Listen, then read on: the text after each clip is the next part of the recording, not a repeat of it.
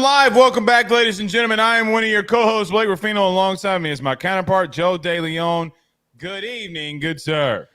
Blake, I almost can't even put the words together. And I said this to you before we went live. We're so close. I've been saying this for months. After today, it's just a couple more times that we can go to sleep, then we can wake up, and there's a real goddamn football game on. We're so freaking close. I will say this. I think college football 25 has kind of masked my ready to go-ness, and I'm ready to go. I'm ready it's a good point. To be here, but it's kind of subsided like, okay, well, it's not going to be as bad because if I want college football, I'll just go out there and play the video game. But, it is here, man. We are only a couple more days away, Thursday, Friday, and then Saturday at 11 a.m., Georgia Tech and Florida State kickoff. It's going to be a fun one. Yeah, I know. I've said this before. The opening slate outside of that matchup in the ACC, it's not super sexy. But, dude, week one, man, I keep looking at this week one slate that we're going to have and that we're going to get the chance to preview some of those games today. There are some really underrated matchups, like this West Virginia-Penn State one. I think that game is going to be a lot closer than anyone would guess. I think that the Big Ten bias would tell you Penn State's going to roll them. Those who know ball know that West Virginia at home is going to put up a fight, and we could get ourselves a real. Come on, man! That's at home. That's going to be a really good opening kickoff game. I think it's at noon on that Saturday in week one. Okay, you don't agree? No, I don't. You're going to get us yelled at by West Virginia fans today. You know what? I could give two Rudy Poos.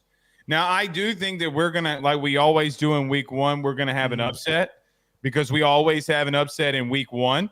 It just depends on who it's going to be. Maybe it will be Penn State, and I'll have egg on my face. However, we've already had an underdog win a game before a ball's been kicked off. Do you want to know what it is? Who? What? Who? Brian Kelly trolling Lane Kiffin today. We got an upset on Coca-Cola. You got to admit. What was this? I didn't even see this, by the way. I saw it, but I didn't care enough to dig any deeper. What was this? Lane Kiffin went out there and said 65 grams of sugar in a bottle of Coca-Cola. And then he goes, who really drinks Coke? I don't drink Coke. And then he points at Chris Lowe and goes, Chris Lowe drinks Coke. Well, then Brian Kelly, which LSU is also sponsored by Coca-Cola, comes out today and says, oh, our fine sponsors, our good friends over at Coke. I got me a Smart Water here. Here's the thing. Here's why it's so good. Because Lane constantly trolls Brian Kelly, and Lane never gets trolled by people. I'm glad that somebody finally got his ass back. I don't know if that's as good as what Lane usually gets people with. I think that's like a 2 on the scale of 10. Lane cooks a lot of these coaches, but you're feeding into my point here that I need the ball to actually get kicked off because we're at the point of this far into the lapse of real football that we're taking jabs about Coca-Cola cans during press conferences. Let me just say this. I need a fight about running up the score. In all honesty, you know what pisses me off? Can I tell you something? What does piss me off? Why is it that like Lane gets a pass but other coaches don't? We posted that video today because he's goofy. Well, no, be like you got to be straight down the line. You can't do it for one guy and not the other. That's the thing that pisses me off. You're a lot like that. That's why you piss me off sometimes. Well, I think it just certain personalities are more affable or more attractive to people. So, if you're Lane though, you got to win this year because if you don't win this year, then you might be in a little bit of trouble. By the way, did you see that? I should have texted it to you. Did you see the Steve Spurrier clip? I did. Has no idea what's going on. I love it. It's hilarious. It's so goddamn fun. Not a single thing that he said was accurate. He wasn't even close. Here's the wild thing, though. You ready? Here's the wild thing, though. When people have these wild ass takes like that have no relevance whatsoever, normally they're right. And we poke fun of them, and normally they're right. I don't know if he'll be right on this one. But, I mean, look, man, Bama is still Bama. They could be in the SEC championship game. Yeah. So he might have not been wrong there. Joe, we'll break down Penn State, West Virginia. We'll get to some of these week 1 games since there are so many of them. We'll talk about that game tonight. Colorado and North Dakota State also kick off and preview or review in week 1. We'll preview them tonight as well. Yeah, I'm not going to scream upset like I did with South Dakota State, Oklahoma State, but North Dakota State is a tough opponent. They're the type of team, kind of like Iowa. All I'm saying is that they know how to get teams to stoop down to their level. Deion, of all people, has even pointed out that he knows that this is a trap game if you don't come prepared. So that's why I have no doubts in my mind that Colorado is going to not try to completely push past him. Not sure where Blake went, but we have North Dakota State and Colorado that we're going to be talking about today. It was also announced during the day today that Dylan Raiola is going to be the starting quarterback for Nebraska. Just quick thoughts on that. I don't think anyone's really surprised that Raiola is going to be the starter for the Cornhuskers. And then the last thing that we're going to get to, we're going to talk about the SEC tiebreakers. They released this long laundry list of things that are going to go into if there is a theoretical tie, in which we've talked about here this year. There's going to be potentially a lot of 10-2 teams because of these schedules shape up and prevent some of these programs from playing one another and facing off with one another in the way that these schedules have been put together. I'm going to hit the break. We're going to talk with hear from our good friends over at BetOnline. Hopefully Blake returns so I'm not just yelling at myself for the next 50 minutes. BetOnline is the fastest and easiest way for you to wager on all of your favorite sports, contests, events with the first-to-market odds and lines. Find reviews for all the news for each league, including Major League Baseball, NFL, NBA, NHL, combat sports, college sports, esports, and even golf. BetOnline continues to be the top online resource for all of your sports information for live in-game betting, props, and futures. Head on over to BetOnline today and use your mobile device to join and make your first sports bet. Use our promo code BELIEVE50, that's BELIEVE50, BLEAV 50, to receive your 50% off welcome bonus on your first deposit. That's betonline.ag, betonline.ag. We're back. Well, I'm finally back here. I have no idea what just happened. It looks like our system just kicked me out, said there was too many people in here. Well, because it's because you do that side camera thing where you have your other camera set up or your other computer set up. I thought you were protesting my takes. I thought that's what that was. You were just so disgusted. Your takes. I was still listening to you when they booted me out. Look, very quickly, and we'll get into this. Just to rehash what you had just said. Here's my God's honest opinion. I don't disagree with you with North Dakota State. Okay, like I'm not going to disagree with you on how they are as a program and what they do. At some point, when you have athletes like they do at wide receiver, it's going to overwhelm a team like North Dakota State, which we'll get to in just a minute. Where did you leave off at? Where do we need to? Is there anything that we need to get to or touch on first? Like maybe Dylan Raiola. I gave everybody the table of contents of what we're getting to today, and then I threw the break. So if we want to jump right into these games, let's get into Dylan Raiola very quickly. Let's just talk about him. So Dylan Raiola was named the starting quarterback at Nebraska. Joe, is anybody in the country surprised that Dylan Raiola is going to be the starting quarterback at Nebraska?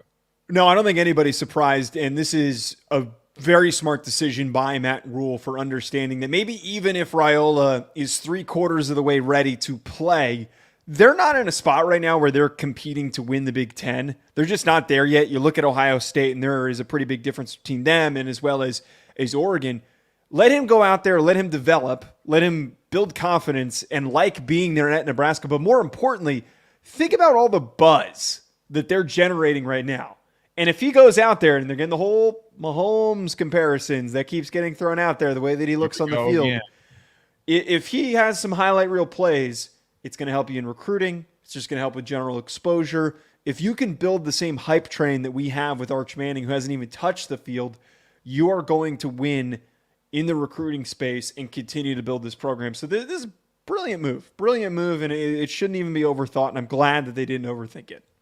I'm not going to say it's a brilliant move. I think it's a move that you just have to make. I mean, when you bring in a kid like that in your room and your team is the way that they are, you got to make the move. I don't think there's no brilliance behind it. Now, that's not saying that I don't think Matt Rule's not a good coach, but I mean, come on. I mean, he's the most talented quarterback on your roster. He's one of the best playmakers on your roster, and you got to play him. It would be a travesty not to play him. Look, I know people say he looks like Mahomes, he walks like Mahomes, he talks like Mahomes, he might even quack like Mahomes. I don't even know.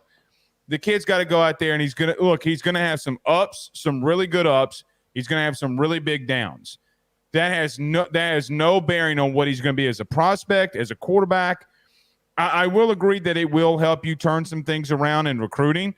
I can't take that away. But Joe, it's a very physical football league that the Big Ten is. And the question becomes, is he ready for that? I mean, this kid was in high school. I mean, look, Joe, I mean, in Buford, he wasn't getting hit like he's going to get hit in the pocket in the Big Ten that he is now. He hasn't taken a hit at Nebraska. I mean, Joe, let's just be honest. Quarterbacks aren't getting hit in practice. How does the kid react? There are a lot of things that he's going to have growing pains with. Look, get to a bowl game. Win 7 games. I think that's what Nebraska needs to be and where they can be. I think this kid's talented enough to get you there, but you're going to have to live with those growing pains. And if you're a Nebraska fan, getting to a bowl game, getting to 7, maybe even at cap 8 wins is a big deal and a great season for them. Yeah, and I think that goes in line with what I said there, that there's no expectation for your team to win the Big Ten. I'm not saying you tank the season and you just say F it and you put out a kid who's not ready, but making a decision to go with a more experienced starter, it doesn't do anything for you. It doesn't elevate your team. It doesn't take you to the next step. The ultimate goal when you're trying to develop a program that has been down in the dumps as low as it's gotten in the past few years, they really cratered at one point under Scott Frost. To start building yourself back up again, you need to have momentum. So if Raiola, he's going to have those downs. He's going to be a true freshman. He's going to throw some really stupid interceptions. He's going to take some really bad sacks, and you're going to be yelling at the TV saying, come on, man, why would you do that? But when he has those highs and his confidence builds, the offense confidence builds for next season, that's going to be huge. If they have a really good portal haul, we could be talking about them as a Big Ten sleeper. It's not off the realm of possibility. If Raiola is as good as he has been advertised and he is able to continually progress and he does live up to this hype of could he be the next version of Caleb Williams or Patrick Mahomes, they're going to be really tough to match up with next year and then when he's a junior. He needs to play inside the system. If there's one thing that Mahomes, if there's one thing that Caleb did not do, okay, even though they're highly talented, and look, Mahomes does that now in the NFL. He didn't do it at Texas Tech. I remember when Texas Tech played LSU in a bowl game. Mahomes was so outside the system. I think they're parts. If he can learn from the both of them, play inside the system, use your talents early in games, or use the system early in games, and let your talent overwhelm at the end of it. Look, I'm glad for Nebraska. You know, college football is better when they are good. And let's hope that this really sparks them. All right, Let's get to some of these previews. So, Joe, we've already done week 0, so now we got to start getting into week 1 because there's so many really good games in week 1. But we go to Morgantown. We go to West Virginia. Penn State versus West Virginia. Your thoughts on this game and the matchup in week 1? Yeah, I tried to really sell myself on this, West Virginia fans, before anyone – you can get mad at Blake. Go ahead and get mad at Blake. Don't get mad at me because I did my notes. You're not mad at me. Right. I dug through everything. I've been a supporter of yours. I really think that West Virginia is a contender in the Big 12. But just looking at this matchup between Penn State, I do think that there are some disparities in specific position groups. I will say, though, and I'm going to check the betting line in a quick second because I'm curious what the spread is. This game is going to be close and potentially down to the wire. Last year, I think this is the biggest driving force for this. Last year, we might forget, and West Virginia fans definitely don't forget, they ran up the score on them. With 6 seconds to go, they tried to score more points, and I believe they succeeded and put more points up on the board. They get them at home in Morgantown in West Virginia to start the season. They're going to be pissed. They're bringing back a lot of their core roster, a good bit of their offensive line, important pieces on their defense, key receivers, their running back room. They're bringing back guys that were there last year through a game that was pretty embarrassing. Again, to not get that respect from James Franklin, to have points thrown up on them at the end of the game the way that it was. They're going to come out pissed. They're going to scratch and claw until this game is over. So I know that that's not really a lot of like real analysis. I'm going to get into that stuff in a second as we continue this conversation. But I think that there is a real chip on their shoulder, and there already has been, because there's comments being made by the West Virginia players who's then being responded by Dennis Sutton of Penn State. There's already chirping back and forth. There's drama building for this game, Blake, and I think that it's going to be a real heavy, not heavyweight battle, but just a real scratch and claw type of a battle between these two rivals. Joe, how good was Drew Aller last year? He was great against the bad teams that they played, and he played like shit against the good teams. So was West Virginia a bad team? Well, that was at the very beginning of the season when everyone was claiming they were dead in the water. Can you just answer my question? No, they weren't. They weren't a bad team, but at the beginning of the year last year, they were weak. He was 21 of 28 for 325 yards and 3 touchdowns. By the way, Andy Kotelnicki, the new OC, is in the building for Penn State. Here's the thing that I think people are missing on when they look at this game. Joe, Garrett Green is a 53.1% passer. Now, the kid can run, and I will give him that he can run. Penn State has a lot of athletes on defense. And what they did last year, and what I think that they'll do again this year, make Garrett Green beat you through the air. Because, Joe, when it came down to that, and C.J. Donaldson, I know, had 80 yards and a touchdown, when it comes down to what you need to do to win this game if you're Penn State, they're going to make Garrett Green throw the football on them. They're going to stack the box. They're going to go man-to-man on the outside. You have Kobe King, who is returning if you are the defense for Penn State. You talked about Dennis Sutton. But Dennis Sutton, Durant, and Abdul Carter all averaged or are combined all together, Joe, are around the 15 to 16 sack range. I just don't know if I see a world where James Franklin, who likes to play, get guys in the box, stop the run, play man-to-man on the outside, that Garrett Green, who was a below-average quarterback while he was throwing the football, is going to be able to lead West Virginia to a win. You say, well, Blake, it's at home.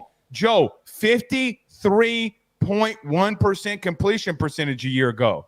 Now, we have had a lot of pushback by West Virginia people and West Virginia fans.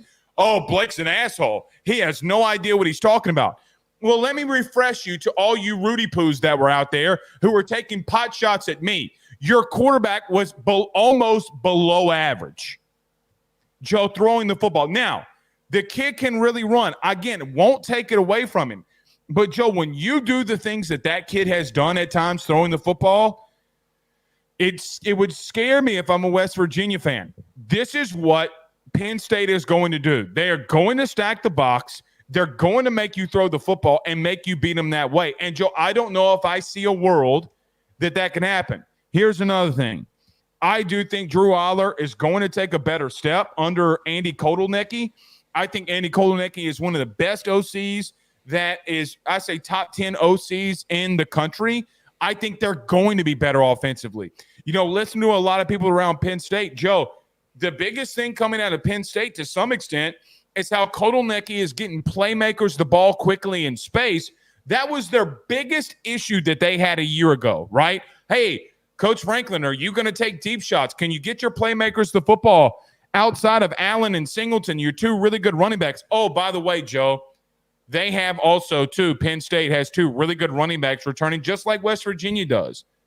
I just don't think that West Virginia is ready for the caliber of athlete that they're going to see in next week. That's why I'm going to lean Penn State here, because I think they'll stop the run, and I think they'll make Garrett Green beat him, and he's not going to be able to. I don't disagree with the point that Penn State's going to win this game. I really do think that they will win, and it is, for me, it purely just comes down to not how good Penn State is at premier spots on their defense. I have been very wary of what's going to happen for their secondary. They had good depth, but they put 3 guys out into the NFL with Kalen King, with Daquan Hardy, and with Johnny Dixon. Those are 3 key positions that now need to be replaced. Their defensive line, though, is going to be scary good. Dennis Sutton could be a first-round pick. Abdul Carter is going to be a first-round pick as he's transitioning from linebacker to edge. I think those guys are going to create enough splash defensive plays to win them the football game. But I don't think it's one, totally fair to use the first game of the season last year when West Virginia started the season slow as context for why Drew Allar is going to kick their ass. I don't think that's fair what about context. a whole season of Garrett Green being bad and being very inefficient in the passing game? Okay, you're making it seem like he's like a bottom tier quarterback. Many who have watched him play acknowledge that he's better than his stats indicate. I'm not saying that he's a world beater. Joe, I'm not saying that he's an elite passer. There is no dimension that Thanos could bring you to. That 53.1% completion percentage he's just better than some.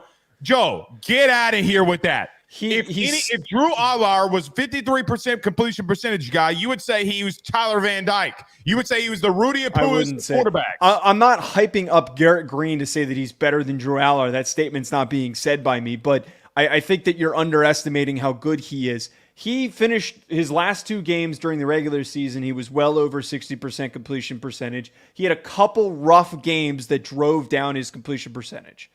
He's not some I also think that the context is missing here for the way that they play offensively. They are aggressive and they take a lot of deep shots, and some of those things don't always connect. I think that the way that his stats look are not an accurate depiction of who he is as a player and how this offense moves the football. So then are you going to get on Neil Brown for that then, for being an inefficient play caller? Because, Joe, if it's not working through the air, then somebody's got to take the blame for 53.1%. I wouldn't say it's inefficient play calling because, like, most games they scored after TCU, after like week 4, they scored over 30 points in most games. And TCU's not Penn State last year. TCU missed a bowl game.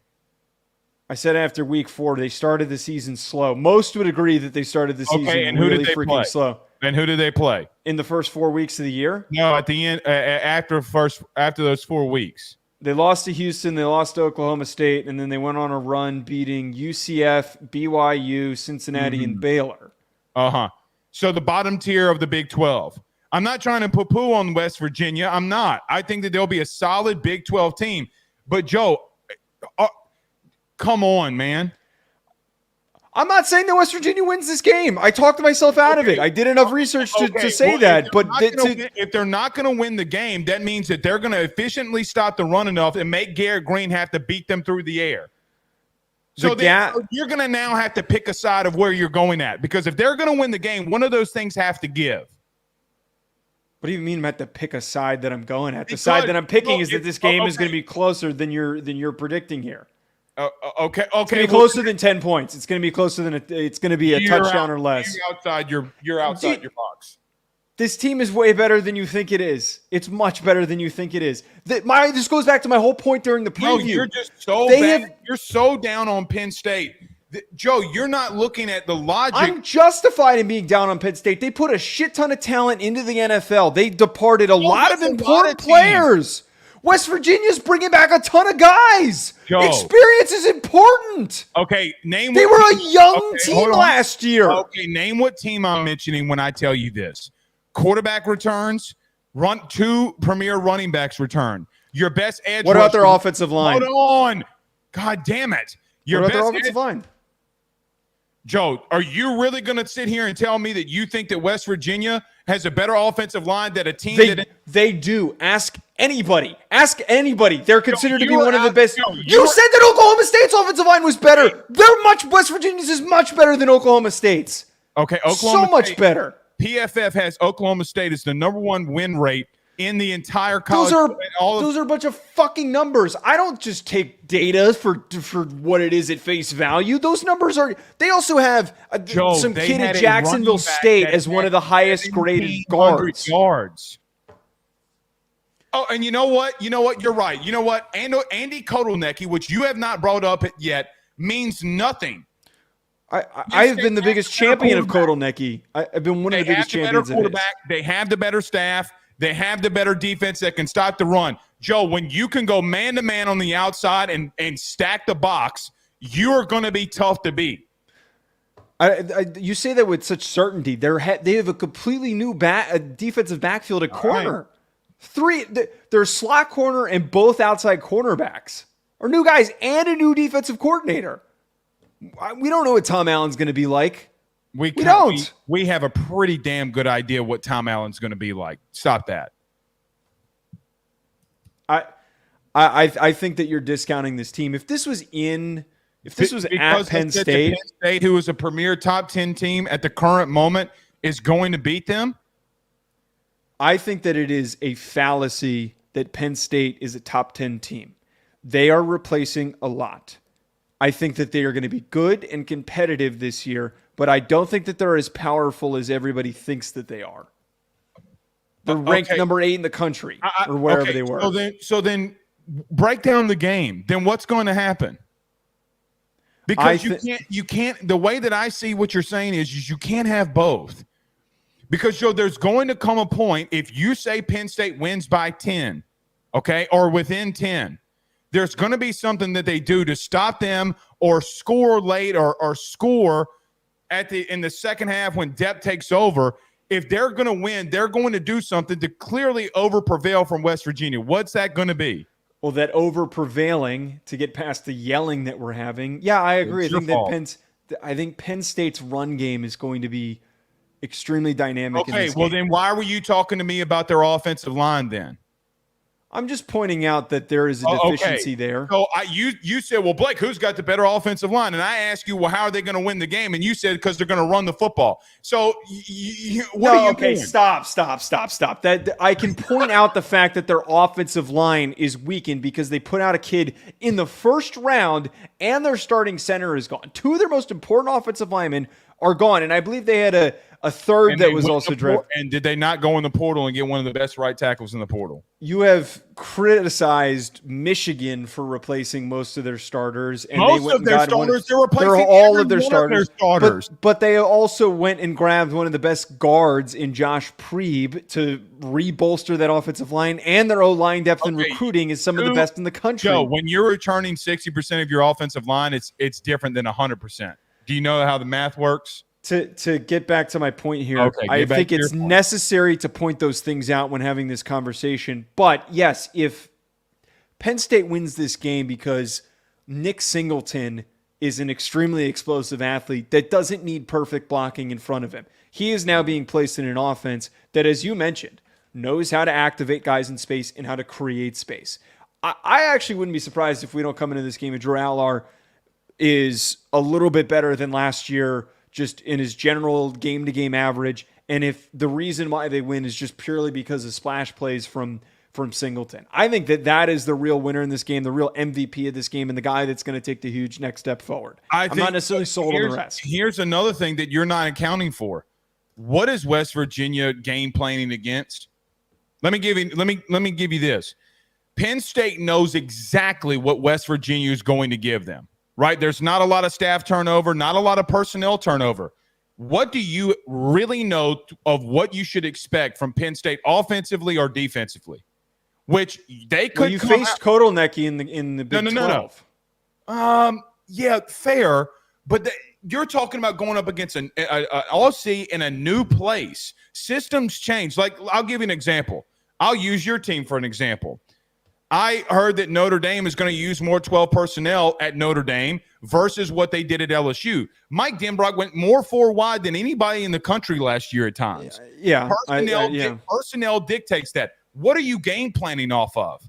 You have no idea what they're going to do. And I think that there could be situations where, and again, I don't think West Virginia is a bad team, but Joe, I think that Penn State might overwhelm them late, and it's going to be plus a 10-point game. I got them winning by 13 points here, covering the spread, but I feel like in the game it's going to feel like more of a separation. What is the spread? Do you have it? It's a 10 points. Oh, I'm taking West Virginia to cover that. I think West Virginia covers. The West Virginia fans in the chat really hate me right now. I love I the admittedly, moonshine. I feel like you're love not giving them a chance. I feel like you're No, not I'm giving not. them a chance. No, that's not true. I think here's what I think. If I'm going to say West Virginia wins, it's because there's too much turnover. Okay, at Penn State, and Allard cannot pick things up quickly. But Joe, they're not going to be worse from a play calling aspect offensively. Like here, Josh Pate put this out the other day, or no, I think he quoted Ross Dellinger, so it might have been Dellinger. So forgive me of who published it. Joe, did you know that 60% of coaches moved around in the league last year, or in college football last year? I think that the teams, right. I think that the teams that like Penn State that have better overall staffs offensively will be better at that position. Now, Manny Diaz leaves, and Manny was a great DC for them. I think Andy Kotelnicki, from a play calling standpoint, is going to give West Virginia issues. I don't know if West Virginia has the athletes and the depth when it gets down in second half and you start running the football on them that they can overcome. They've got more depth than remember now. Penn State has recruited multiple top 10 classes. Yeah, multiple top 10 classes. Penn State's also notorious for underdeveloping a lot of their guys. Penn State is notorious for underdeveloping top recruits. Ask anybody who from a draft analysis standpoint. This is a conversation I've had with tons of people that I highly trust. They've their won opinions. 30 games in the last 3 years, but but with the way that they recruit, they should be national title contenders. No, they don't develop their players. They shouldn't. Joe, take Michigan out for just 1 second. Who have been your national champions the last 6 years? Not beating the top teams is a problem. Can you please for once answer my question? SEC teams. No, the teams that historically land top 5 recruiting classes over and over and over again. Michigan is the only team that has won a national title that didn't need that. My point still stands. Am I wrong? Am I wrong? No, Clemson you're not. You're the only other one, but they were in the top 7. You're not wrong, but Penn State's recruiting has been at a very high level. It hasn't been. They haven't cracked the top 7, though, Joe.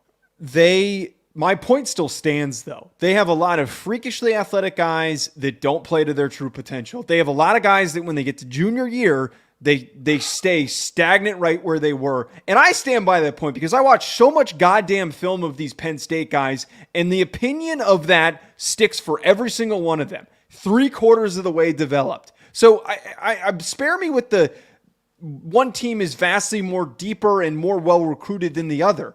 Well, They are. Neil Brown has.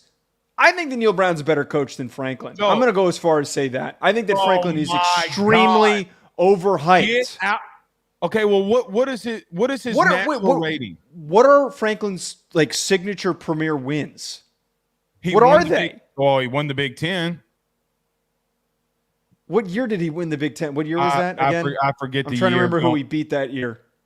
Forgive me. I forget the year. Look, I'm not. I think that because of how favorable their schedule has been. What has Neil Brown done? If you want to talk about accomplishments, please tell me what Neil Brown's done. He hasn't been a head coach nearly as long as James Franklin has. James Franklin getting to 9-3 at Vanderbilt is more than anything that Neil Brown has ever done. What was West Virginia's record last year? Joe, they were 9-4. Vanderbilt. That is an accomplishment that he did that, obviously, but one is at a more premier program right now. One has far more resources. Yeah, and Joe, when's the last time that they've really been national title contenders? We're blaming all of this on James Franklin. You're blaming He's the head coach. He's the head coach. Who else am I supposed to blame? I'm old enough to remember 6 months ago when a Penn State article came out that their fans hated NIL. Yeah, it's all on James Franklin that fans don't want to give an NIL. They're doing fine. They're doing fine. Look, I stick by this. You hate Penn State. You hate James I have no issues with Penn State. Stop making it seem like I have a bias. Why would I have a Penn State bias? I have no reason to have a Penn State bias. I don't know, because maybe because they're close to New York, New Jersey, and you just hate Pennsylvania. I don't know. That has nothing to do with any of this. You think their pizza sucks? I don't know. Oh, West I know Virginia. why. I know why. Why? The state of Pennsylvania produces your favorite baseball team in the major leagues, and they've been stinking. Yeah, that's real great deep analysis there. West Virginia is closer in talent than you think that they are. No, I think that this game being at home is extremely. Can I ask you a question before we move on? Yeah. What happens if Penn State stacks the box and stops the run? Trust Garrett Green to make plays. If he can connect on 53% completion percentage, you trust him to make plays. He needs to step up to the plate, but just like we're giving Drew Allard grace in his second season starting, Garrett Green has a big arm too. I can give a little bit of grace to Garrett Green to improve too. Okay, now hold on now. Drew Allard wasn't that bad throwing the football. Joe, there's bad and then there's really bad.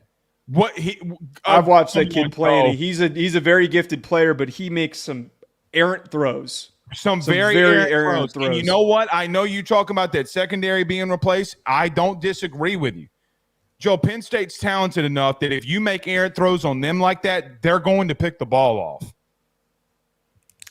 You cannot do that. All right. I'd rather have the young team than the one that pushed out a bunch of guys to the NFL. Or a team that was young last year. Loud and wrong. All right. That is more loud and right. Stink. Let's get to this game now. I'm sure that we're going to start yelling about this North Dakota State game. I'm not going to yell with you over Colorado. That's for damn sure. All right, let's get into it. Colorado, North Dakota State, week 1 preview here tonight, Joe. Look, there was a lot of buzz around Colorado last year, specifically in the beginning of the year. They beat the national champion runner-up in TCU in week 1. I think everybody was on the hype train because it was so much fun to cover them. Then, look, their depth caught up to them throughout the season. Let's just call it what it is. They had injuries. They would not run the football, whichever one you want to say. Shedeur Sanders was really good. Travis Hunter was really good. Shiloh Sanders at times was really good. Mm-hmm. But they go up against a team in the FCS that's been very good in their own right, that being North Dakota State. As someone who covers the FCS like you do, your thoughts going on in this game with North Dakota State and Colorado? Yeah, so for some context, I am a national voter for the Stats Reform poll, which is basically the same thing as the AP poll. Having been a former FCS player and whatnot, I'm very familiar with what North Dakota State has done over the past couple of years. I'm not going to come out here with some crazy take saying that North Dakota State's going to upset them. This is a situation, and North Dakota State is the type of team that if you show up unprepared and overlooking them, you will deeply regret it. And Deion Sanders has even been open about this. Like he said during Big 12 Media Days that jokingly, it almost sounded a little serious, saying that he's mad at the AD for scheduling this years ago or whenever this was scheduled, because it's really not a tune-up game. This is you got to have all your T's crossed. You can't really just go out there and fly past them. But I think because of how clearly that Deion Sanders isn't coming out talking shit and coming out completely discounting them, they're going to be completely fine. You pointed one thing out to us in the open, or not in the open, but in our pre-show when we were discussing that receiver room, the passing attack is extremely dynamic. While North Dakota State has a very talented safety who's going to go on to play in the NFL in Cole Wisniewski, they don't really have the corners to keep up with this many receivers. It's just not the type of team that they're used to seeing at the FCS level. It's a lot of ground and pound. It's a lot of punch you in the mouth, win at the line of scrimmage. Their offensive lines and defensive lines are going to be better than anyone anticipates because they keep a lot of guys in state and they put out a lot of guys to the NFL. But I just think that there's too much on the outside for the Bison to keep up with them.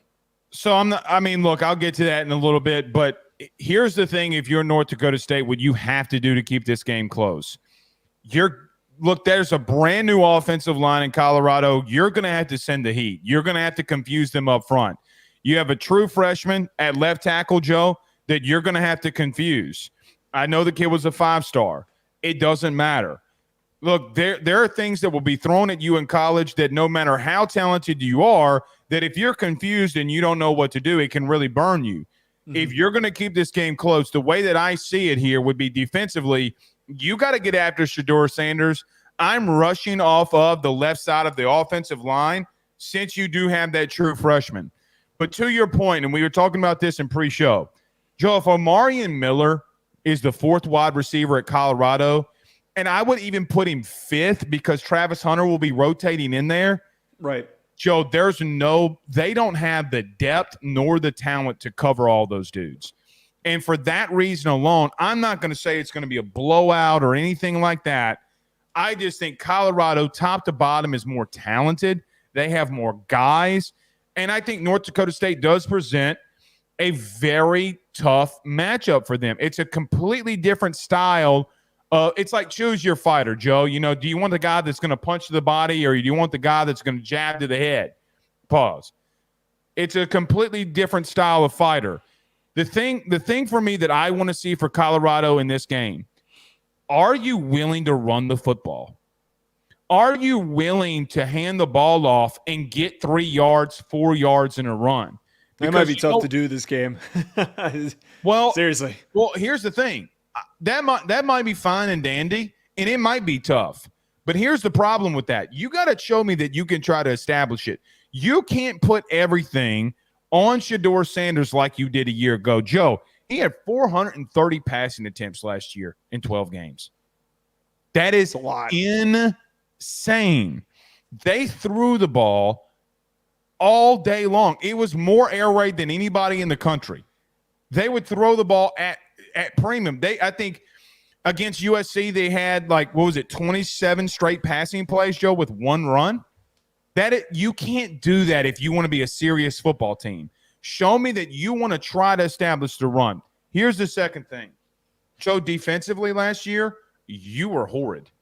You were one of the worst defenses in the country last year. You were actually 130th out of 130 teams in most statistical categories. Mm-hmm. Have you gotten better there since you've entered the transfer portal? Can you show me some exotic stuff defensively? I think that you are more talented, and I don't know if I want to say better coach, but Joe, the defensive line coach for Colorado is Warren Sapp, actually one of the best guests of AYS and AYS history, I might add. So I just want to bring up, Warren Sapp knows more about interior defensive line play than anybody that's going to be on that field on Saturday. Anybody. I just want to make it very well known that I think that there's just top to bottom more talent. But there are some things that you got to see from Colorado in this game. To the point that you made about running the football, I think that if they do have success on the ground, that to me is a positive sign that it's going to be less of a deficiency than it was last year. I think that if you're able to rack up yards and just kind of pick up more splash plays running the football, and also more of a willingness to stick with it even if it's not working early, I'm going to feel a little bit better about it. This does present a good tune-up opportunity in the sense where they're not just going to lay down and give up after a quarter. We've watched plenty of times where big Power 4 teams play these crappy FCS opponents and they give up. These FCS teams, they get smoked early. I've played in a game my freshman year. We played against Kansas, and we got our asses kicked so bad by Kansas that after the first 3 quarters of the first quarter, we didn't even try. It didn't even look like we had a pulse. North Dakota State's not going to be like that. So if you're able to run the ball well, knowing that they've got some hard-nosed linebackers and some underrated defensive linemen, if you're able to produce success there, I'm going to feel better about that. One note, though, if I am North Dakota State, knowing how they typically play in situations like this, they're going to set a lot of pressure. They're not going to just sit back on their heels and hope their secondary keeps up with them. Let's talk about this for a minute then. Mm-hmm. Joe, you have a brand new left tackle. You got brand new guards, brand new center. I mean, let me ask a question that people that watch this clip video is going to kill me for. Is this a big time question mark? Could you see Colorado and North Dakota State 28-21 going into the fourth quarter because of this? I don't think it's going to be.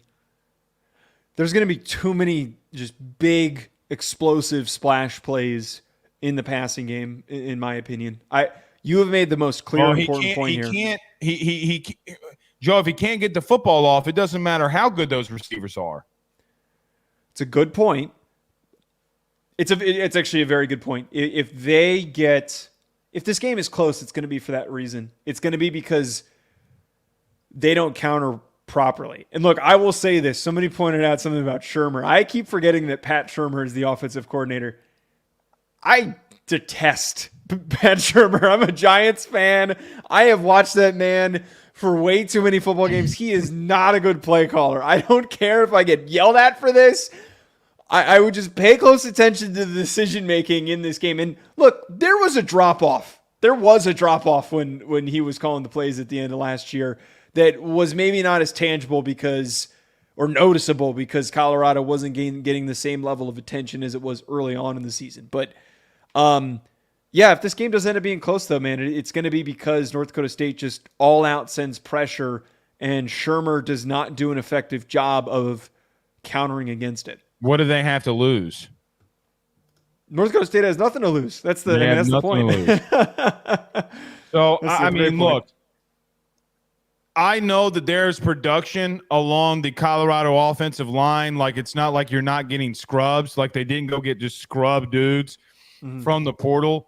But I think people miss so many times that what cohesiveness and togetherness along that at that position brings.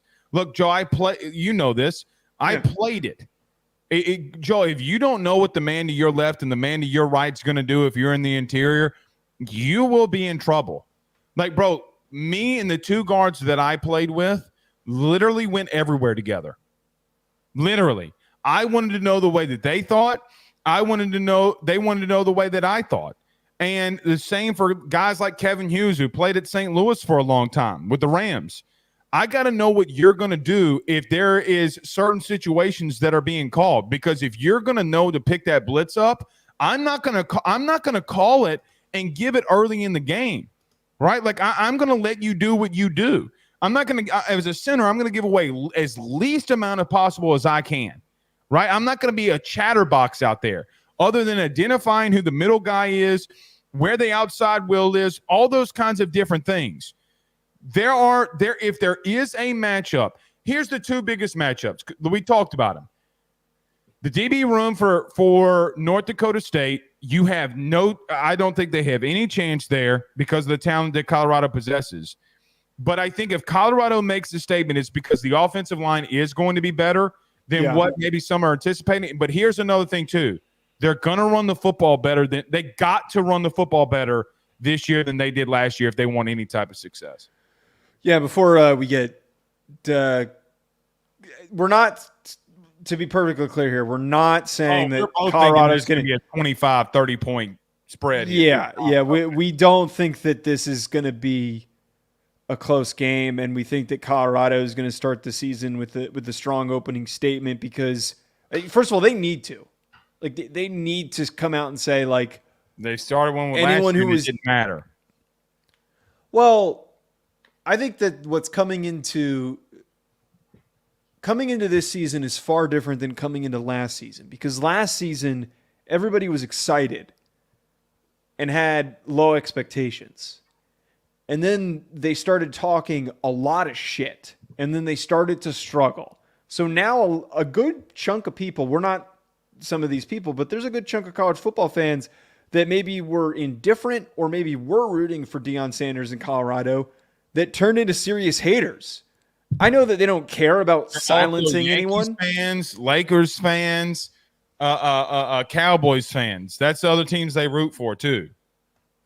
I think that, though, that there is going to be an intention here to come out in this game focused, driven, attention to detail, prove that you're as good as you've been talking. It feels like that there is an intensity for this game, again, just from the way that they've been talking leading into it. I mean, they talk smack about every opponent. It feels like they're not doing that with North Dakota State, which is pretty interesting to kind of. No, that's what we brought. Remember when we talked about Deion 2 weeks ago, and the conversation you and I had was, Joe, it felt as if that they were taking things a little bit more seriously, which made me feel better about them as a program. Yeah. Let me address this, Guy. I think in the chat here, easier to gel with guys that are experienced with the experienced production. Not if you haven't played with each other. Look, one chink in the armor can exploit everything. Joe, they're going to run out there with a guy like Quincy Wiggins, okay, on the defensive line. North Dakota State going to run the ball right at him. You're going to find out what them transfers are really like. All right, now. All right. Joe, you want to get to this SEC tiebreaker before we get out of here? Yeah, let's hit it. All right. So, Joe, a lot of SEC fans have been asking for the SEC championship game or SEC championship tiebreaker. I've kind of been staying neutral on this. I didn't really care about it. But I do think that you needed to do it. There needed to be a situation because there's no more divisions. You got to have a tiebreaker. Joe, there is a very strong chance that you could have three teams being 7-1 at the end of the year. Your thoughts on the SEC tiebreaker that's kind of had some people with scuttlebutt. And there is one thing inside the tiebreaker that people started freaking out about. Yeah, it's very complicated. It's like I don't know how many other conferences have like such an elaborate list of things and categories of step by step if there's still a tiebreaker. This goes all the way down to a F scenario, which leads to a random draw of tied teams. Which it's never going to get to that. Right. I think you were going to say that there are people that are upset that that's even listed. There are so many other things that come into this for it required to still be tied after to then still be on the plate. You would have to be so even across the board through three teams that this is detailed, unprecedented. But Joe, to the point in this though, can I give you a little bit of a hot take? Yeah. Why are we using transitive properties on how to determine if one of the teams is better than the other? Let me explain. They're going by conference, okay, your conference overall schedule, and you're going by point differential. Well, SEC, you're the one that made my schedule for me. We didn't make it. You brought my conference. You made my conference schedule.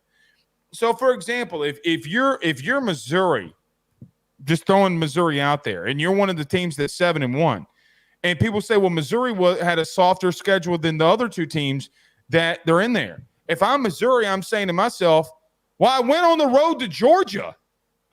Hypothetically, I think Georgia goes to them this year. I'm just saying. Yeah.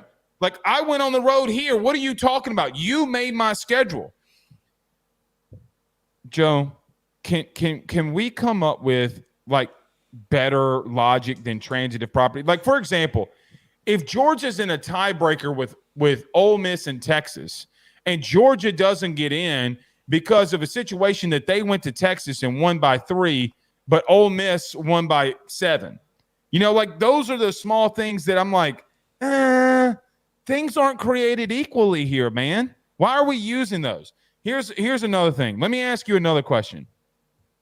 If you're one of those three teams in the SEC, would you want to skip the SEC championship game and maybe get a playoff game at home? Like, would you want to be in there, or is there a scenario where, I mean, a bye is a bye, but you're going to get a bye either way, right? Like, you could get a bye either way. The only problem is if you're the team that loses, you won't. I do think that that's going to be like a really compelling conversation that's going to happen a lot of, like, if you're that second team and you're that second and third team in your last couple weeks of the season, is it more favorable to go into the SEC championship game and to lose that than it is to just sit at home and potentially get a really quality home game in a favorable situation? That is something that's going to get brought up. It's kind of defeatist to say, well, wouldn't you want to compete for an SEC championship? I mean, I'd sometimes would argue that if you know that you're not good enough to, actually, that's kind of a shitty thing to say. I would rather have an easier path to a national title. That's all. That's the best way I can put it. Look, so here's the thing. I know that you don't cover college baseball. So let me put it this way. Teams, when they get to their conference weekend, so they have a conference championship. So you have a regular season champ and then a conference champ, right? When you play a tournament. Joe, some teams that know that they're already hosting regionals and super regionals, they mail it in. They're not going out there trying to win that thing. So I would just say that some teams are going to be like, yeah, we might want to skip that. Now, here's another thing too. Somebody in the chat just asked, Kevin asked, what's a better solution? Yeah, I Joe, was going to ask you that. I don't really. Well, the first point is the most important one, which is the head-to-head should always be the most important, which is something that's never considered. That was where seemingly. I was going to go. But if you had a three-way tie of head-to-head, I don't like. Which would require a lot. That would require. Well, no, not really. That would require some really for good example, unison. There's Joe, think about this year. Uh-huh. What if Texas, Ole Miss, and Georgia are all 7-1 and all one loss? Like Georgia beats Texas, Texas beats Ole Miss beats Georgia. Yeah, like that can happen. That can happen. There's a possibility of this happening. So head-to-head would be thrown out. My problem is how do you rate transitive property? Right? Like how but what's the counter to transitive property? That's what I would like to know. That would be the question that you would need. But do you get what I'm saying? Like that would be the question that you would have to answer. Like Joe, if Georgia goes on the road to Texas and wins by 3, but Ole Miss gets in because of a win at home against them, right? Like that's crazy. I just don't think that there's a right answer. There's no right way to do this. Like, what is the alternative? Can I tell you the alternative? What? Go to 9 conference games and go back to divisions. Here's going back to divisions isn't a good idea. It probably is. Nine conference games, I agree with. You can go to 9 conference games, but in the SEC, that would be more brutal than anything. All right. By the way, did you see that our good friends over at Crane & Company has SMU going 11-1? Yeah, what is Jake doing? I love Jake, but what do we? Come on, man. We hyped up SMU. We like SMU, but 11-1 is too rich for my blood. I can't get behind that. I'm just going to say this as we end the show. I got a very interesting text yesterday by a sitting head coach in the Power 4. And it had a rat and it had a poison sign. Okay? That's all I'm going to say. Okay. I think that there's coaches out there that don't want us talking about it. That's all I'm going to say. But SMU, you're going to be okay. All right. Weigh-in opponent says Gee. I mean, you could, but everybody plays the same opponents. I mean, yeah.